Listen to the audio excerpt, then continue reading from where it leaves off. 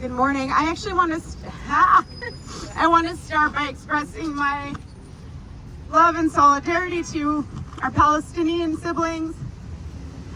And I want to thank our council members who've so bravely spoken out. My own representative, thank you, Councilmember Joseph, and to everyone who's been coming out. Good morning. My name is Audrey Sasson. I'm a Mizrahi Jew. I'm gonna read because I'm very emotional.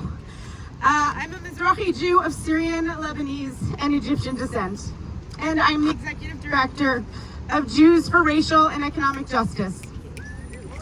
I'm here today representing our 6,000 dues-paying members to say that we need an immediate, permanent ceasefire, and we needed it yesterday. Yes. We needed it months ago.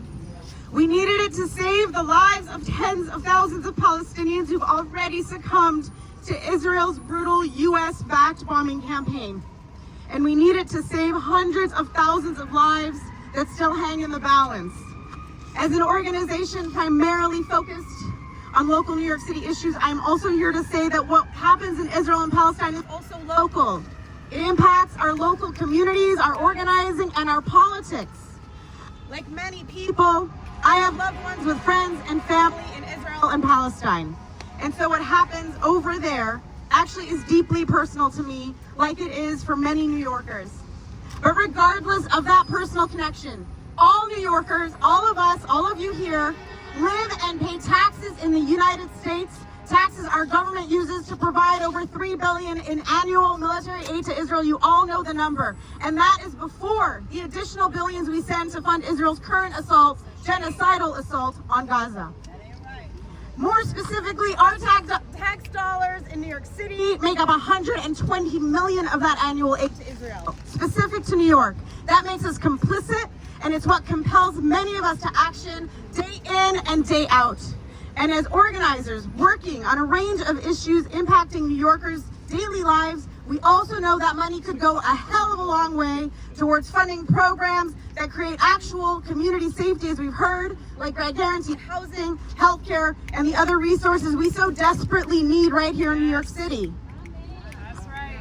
Add to this the fact that Israel's war machine has created ripple effects in our own backyard, whether it's the rise in hate violence, the silencing, doxing, and defunding of individuals and organizations focused on Palestinian solidarity, or the extraordinary sums poured into primary challenges to unseat progressive elected officials for having the audacity to speak up for Palestinian rights. Right. I know I need to wrap up. I want to say one more thing. All right. So yes, it's a local issue. But here's the thing. As we've heard, you do not have to be Arab, Muslim, Palestinian, or in my case, in the case of our members, Jews who say no, to speak out against an unfolding genocide. That's right. You simply need to be a human being who is paying attention. That's right. The impunity within which Israel is operating and the scale of the destruction and carnage tells us everything we need to know.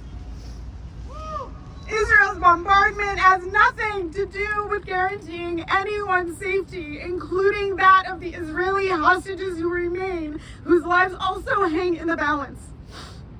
At JFRED, our vision of safety goes beyond militarism and ethno-nationalism.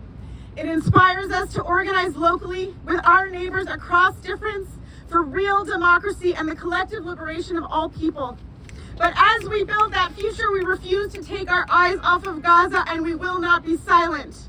Right. We organize to demand a ceasefire because it's personal, because it's as much a local issue as an international one, and most of all because we are human beings witnessing an unfolding genocide. As a Jewish New Yorker and a human being, I say not with my tax dollars and not in my name. Calling for a ceasefire is the bare minimum. We are proud to stand here today with partner organizations to send the loudest possible unified message that New York City demands a ceasefire now. Woo!